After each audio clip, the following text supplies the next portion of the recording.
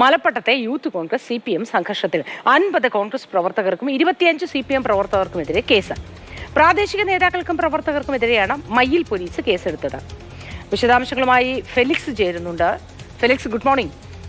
ഇരുകൂട്ടർക്കുമെതിരെ ഇപ്പോൾ കേസെടുത്തിരിക്കുന്നു. പക്ഷേ ഇന്നലെ രാത്രിയിൽ വീണ്ടും അത് ഗാന്ധി സ്മാരകം തകർക്കുകയും ചെയ്തിട്ടുണ്ടല്ലോ. ഇന്നിനി എങ്ങനെയാണ് പ്രവർത്തകരുടെ നീക്കം? വിശദാംശങ്ങൾ എന്താണ്?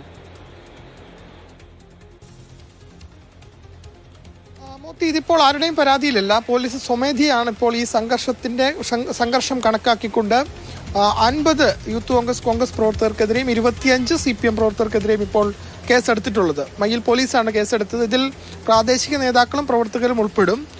രാഹുൽ മാങ്കൂട്ടം അടക്കമുള്ളവർക്കെതിരെ കേസെടുക്കുമെന്ന് പോലീസ് അറിയിച്ചിട്ടുണ്ട്. പക്ഷേ ഇപ്പോൾ അവരുടെ പേരുകളൊന്നും തന്നെ ഈ FIRൽ നമുക്ക് കാണാൻ കഴിയുന്നില്ല. ഇന്നലെയാണ് ഈ സംഘർഷം നടന്നത്. നമുക്കറിയാം, ഈ മലപ്പട്ടം അടുവാപ്പുറം എന്ന സ്ഥലത്ത് അവിടെ ഒരു ഗാന്ധി സ്തൂപം സ്ഥാപിച്ചിരുന്നു. അതിനോട് ചേർന്നുള്ള ഒരു യൂത്ത് കോൺഗ്രസ് പ്രവർത്തകന്റെ വീടിന് നേരെ ഒരു ആക്രമണം ഉണ്ടായി. ആ സ്തൂപം തകർക്കുകയും ചെയ്തു.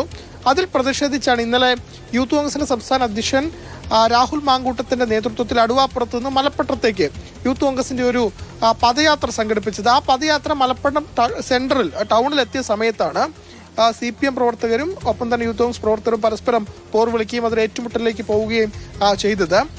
അതിലിപ്പോൾ CPMന്റെ പ്രധാനപ്പെട്ട പരാതി അവരുടെ ലോക്കൽ കമ്മിറ്റി ഓഫീസിന് നേരെ കല്ലേറുണ്ടായി, അതിന്റെ ചില്ല് തകർന്നു എന്നതാണ്. അങ്ങനെ ഒരു പരാതി CPM പ്രവർത്തകർ പോലീസിന് നൽകിയിട്ടുണ്ട്. ഒപ്പം തന്നെ ഇന്നലെ രാത്രി സംഘർഷങ്ങൾക്കൊക്കെ ഒടുവിലാണ് വീണ്ടും ഈ സ്തൂപം പുനർനിർമ്മിച്ചുകൊണ്ടിരുന്ന സ്തൂപം അത് വീണ്ടും തകർത്തത്. അതിലും യൂത്ത് കോൺഗ്രസും ഇപ്പോൾ പോലീസിന് പരാതി നൽകിയിട്ടുണ്ട്. ആ പരാതിയിൽ കൂടി കേസെടുക്കും എന്ന് നമുക്കിപ്പോൾ മനസ്സിലാക്കാൻ കഴിയുന്നു. ഏതായാലും വലിയ പോലീസ് സന്നാഹം പലയിടങ്ങളിലും നിലയുറപ്പിച്ചിട്ടുണ്ട്. സംഘർഷ സാധ്യത ഉള്ള മേഖലയിൽ സംഘർഷം ഉടലെടുക്കാതിരിക്കാനുള്ള ശക്തമായ നീക്കമാണ് ഇപ്പോൾ പോലീസിന്റെ ഭാഗത്തു നിന്നും ഉണ്ടാകുന്നത്. ശരി.